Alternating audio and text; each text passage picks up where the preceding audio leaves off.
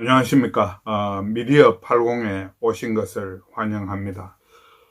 오늘이 11월 15일이니까 이제 올 한 해도 한 달 반 정도 남았는 것 같습니다. 이번 주에 한 뉴스라고 이야기할 수 있는 것은 여러 건 소개가 된 것 같습니다. 오늘까지 3일 동안 지속적으로 뉴스가 된 송영길 더불어민주당 전 대표의 건방진 놈, 어린 놈 발언인 것 같습니다. 그게 한동훈 법무장관이 마음에 안 든다고 표현을 그렇게 좀 거칠게 한 것 같은데, 체크를 해보니까 기사가 7건이 9건이 보도가 됐더라고요. 특정 신문사 기준입니다. 월요일에 보면 15면에 노인 폄하 정당이 이제는 어린 놈 훈계까지 하느냐는 식의 사설이 게재가 됐습니다. 화요일에는 기사가 전부 5건이 반영이 됐는데요. 8면에 보면 더불어민주당의 복당한 민형배 의원이 송영길 전 대표하고 같은 선상의 발언을 했다는 속보가 있었고요. 17면에 보면 그런 언론의 비판에 아랑곳하지 않고 송영길 전 대표가 콘서트 광고를 내놨더라고요. 어찌 보면 여론을 조롱하는 듯한 자숙의 모습을 보인다기보다도 여론을 무시하는 듯한 그런 인상이 있어서 조금 유쾌하지 못한 느낌이 있었습니다. 그 다음에 37면에 이용준이라는 신진 칼럼이 있었습니다.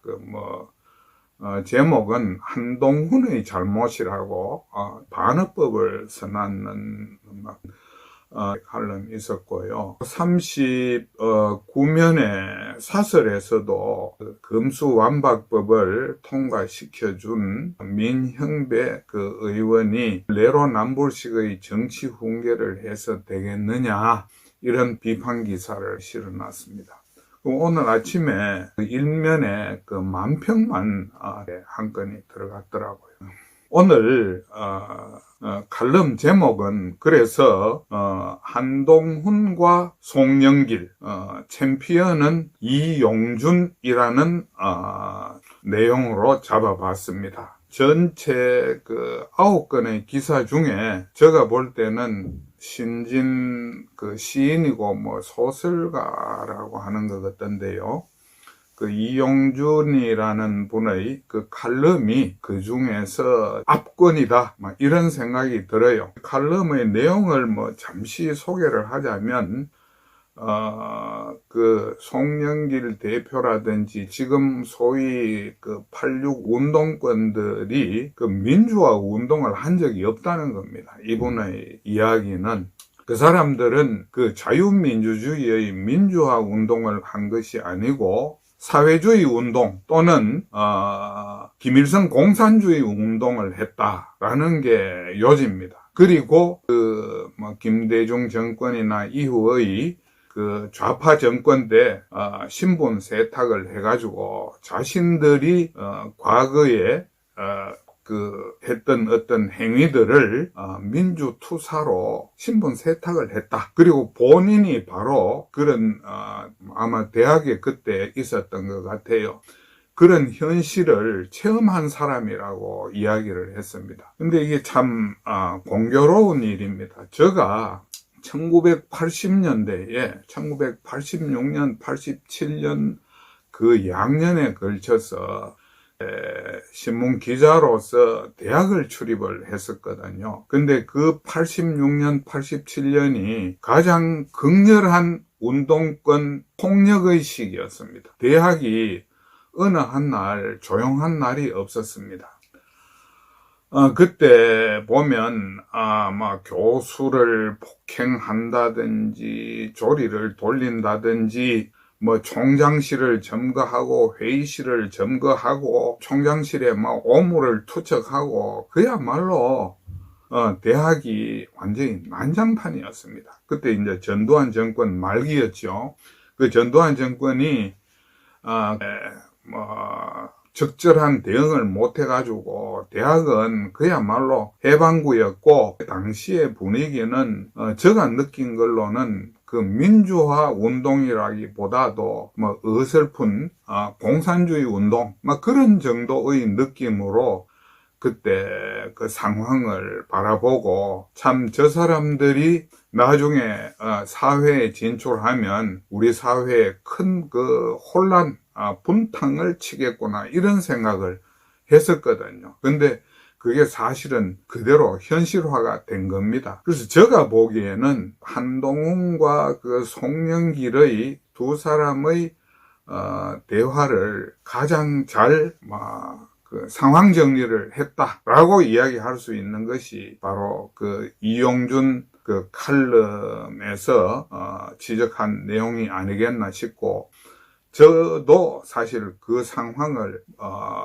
체험을 여러 가지로 했기 때문에 좌파 운동권에 대해서 혐오감을 가지고 있었다. 그때 당시에 그 학생들이 한 행태를 보면 그런 생각을 안 할 수가 없었습니다. 근데 그 내용을 지금까지 직설적으로 표현을 한 그런 내용을 본 적이 없었는데, 이용준 이분이 칼럼에서 진실이 과연 무엇이었는지를 드디어 바깥으로 표출시킨 거 아닌가, 저는 그렇게 생각을 합니다.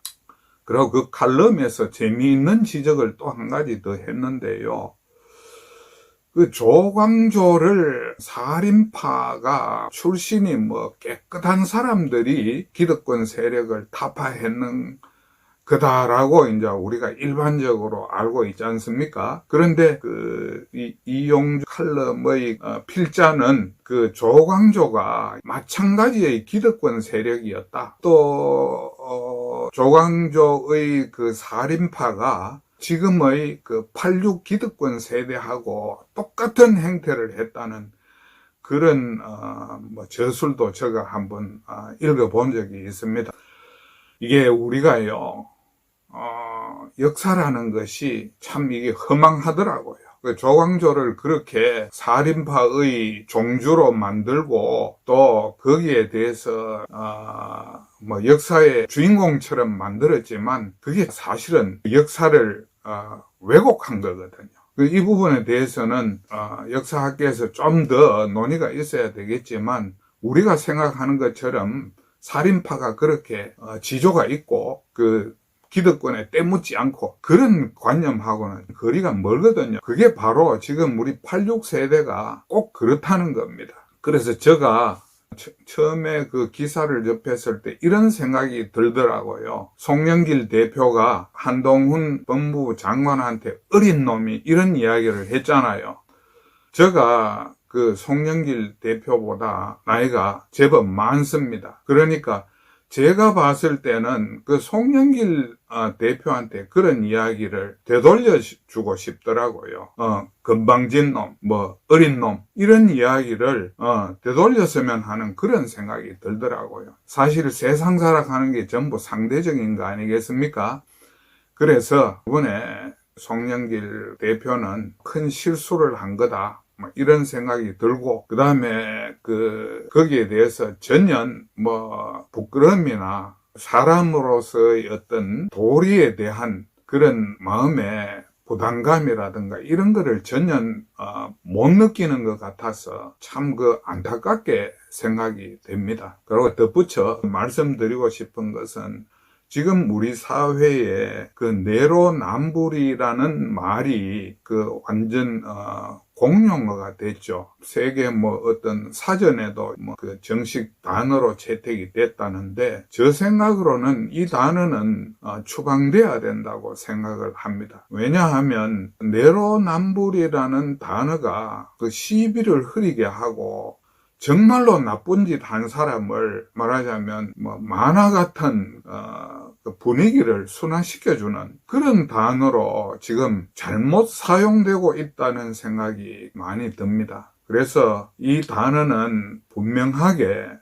좀 더 정확한 다른 단어들로 상황을 짚어줄 필요가 있다. 그걸 언론에서 먼저 솔선수범해줬으면 좋겠다. 이런 생각을 가집니다.